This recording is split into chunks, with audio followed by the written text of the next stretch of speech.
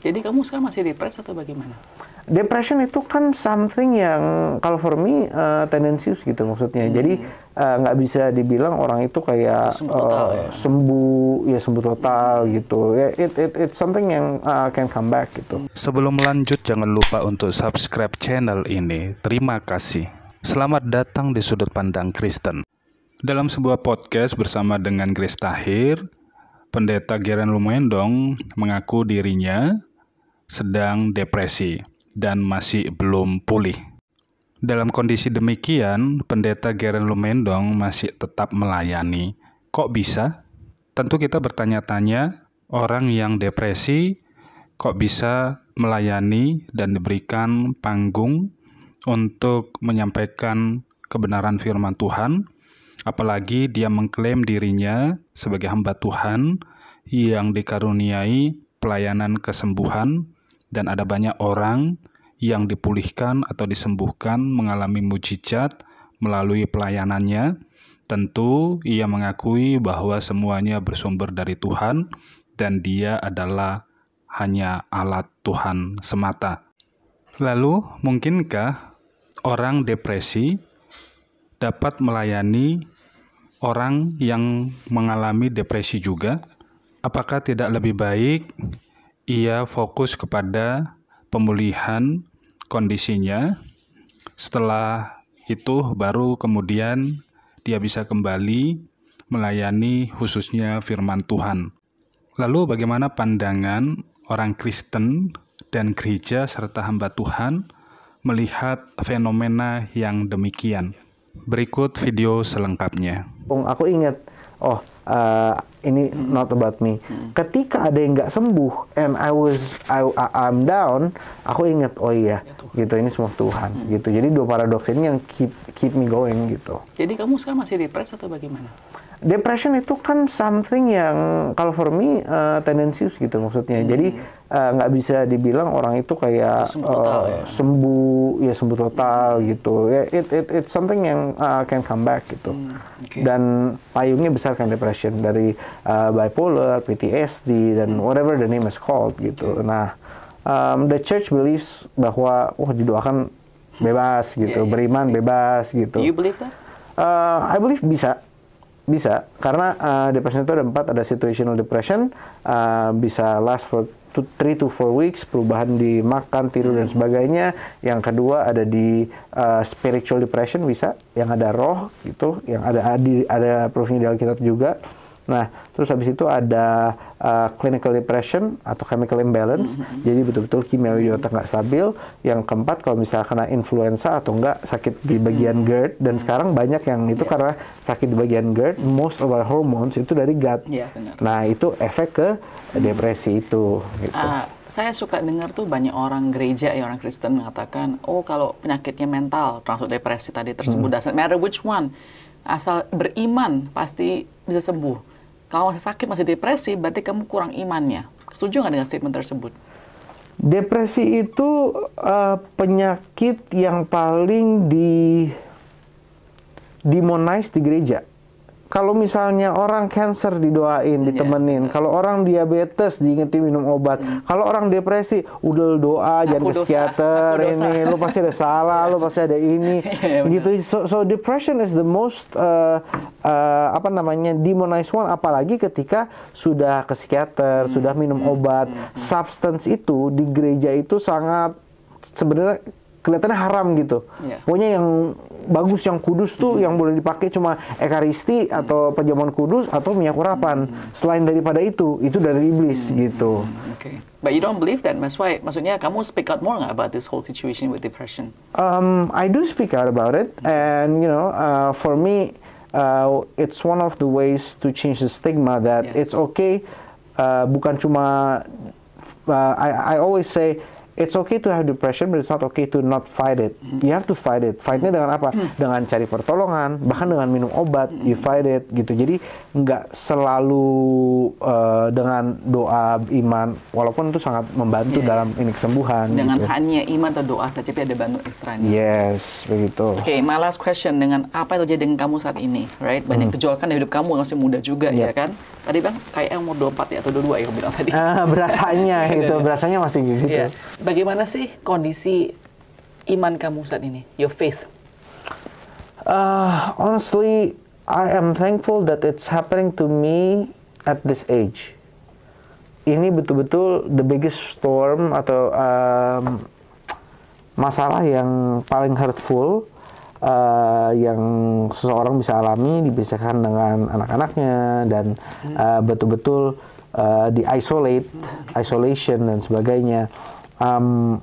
I always try to look at the bright side. There are hard days, tapi I look at the bright side di mana Tuhan, aku bersyukur terjadinya sekarang karena Tuhan lagi mau membangun fondasi yang kuat for my life, dan nanti di depannya ya saya percaya if you can already go to a big storm, a little storm won't matter gitu.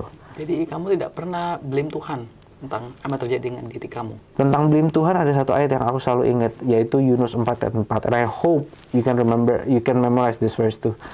Yunus marah sama Tuhan, Tuhan bilang gini di Yunus 4:4, layakkah engkau marah? Kayak mau marah sama Tuhan, tapi layak nggak sih kita marah sama Tuhan? Kayak ya ampun, ada ciptaannya gitu. Okay.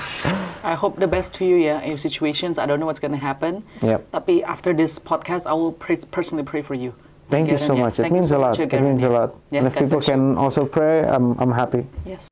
Dari apa yang telah disampaikan oleh Pendeta Geren mengenai kondisi yang ia alami saat ini, yaitu sedang mengalami kondisi depresi, dan depresi merupakan salah satu gangguan kejiwaan yang sudah pasti bisa terjadi atau dialami oleh setiap orang.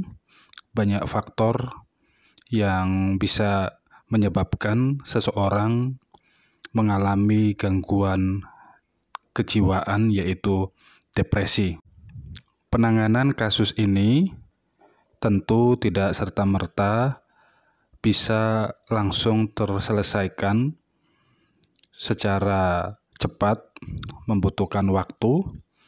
Terkadang prosesnya berjalan agak panjang dan banyak faktor yang bisa menjadi trigger karena kondisi-kondisi tertentu memungkinkan seseorang bisa mengalami kembali gangguan kejiwaan, yaitu depresi. Gangguan depresi di dalam pembahasannya, dan memang secara medis, kalau dipandang dalam perspektif iman, bukan berarti orang yang mengalami depresi adalah orang yang karena kurang imannya.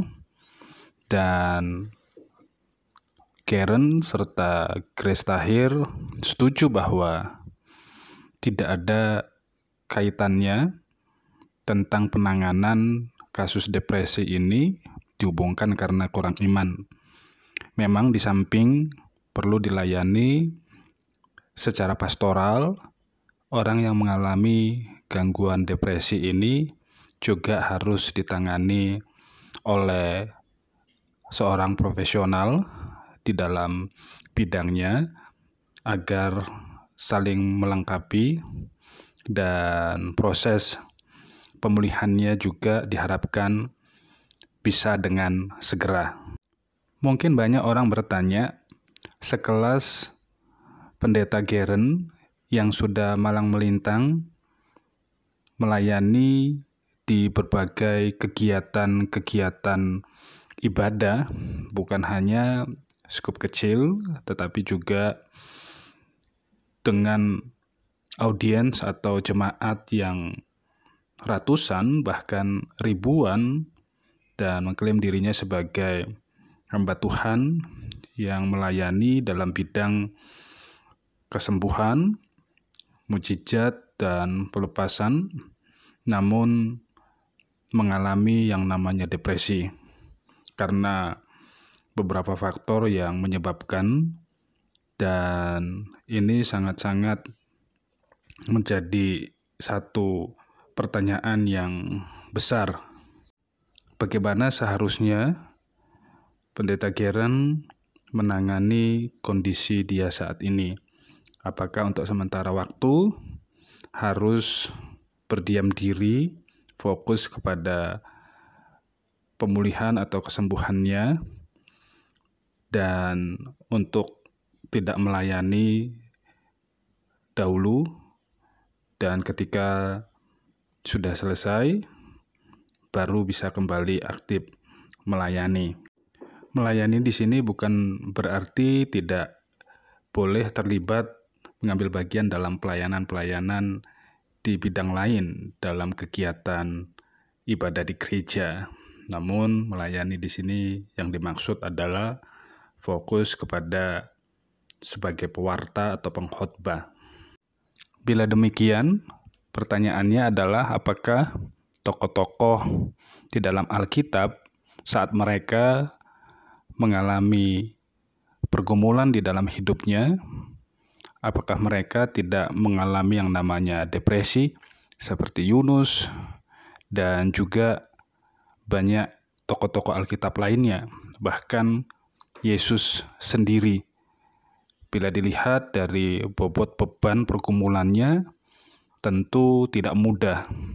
Ayub begitu luar biasa pergumulannya. Apakah mereka tidak termasuk dalam kategori orang yang mengalami depresi? Tetapi toh juga mereka dapat melayani dalam arti bahwa relasinya menjadi pedoman bagi kehidupan orang Kristen saat ini. Salah satu contoh Ayub, ya tentu dia mengalami pergumulan yang sangat berat. Apa yang tertulis di dalam Alkitab tentang Ayub itu merupakan kesaksian bagaimana orang percaya mengalami pergumulan dalam kehidupannya. Dan catatan-catatan yang ada menjadi pedoman bagi orang percaya saat ini, ya memang manusia dalam pergumulan yang berat akan mengalami kondisi iman, kejiwaan secara fluktuatif.